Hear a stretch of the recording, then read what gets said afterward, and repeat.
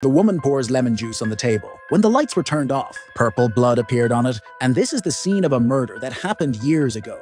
On the way back, they sang songs because they had captured footage that would be eye-catching. But in the next moment, their excitement collided with a van. Luckily, only Anna's boyfriend was injured, so she was the only one who went back to her boyfriend's house. She immediately used her computer to play back their footage. But she accidentally found a video of the whole murder process, and one of the murderers was her boyfriend's mother. Now, she's cooking dinner for Anna. Suddenly, there are footsteps. It's her mother calling Anna to dinner. At the table, Anna looks around. She tries to play it cool and talk to her mother, but faced with a serial killer, scared, she runs to the restroom to call the police for help. But there was no cell phone reception, so she made another excuse to go for a walk.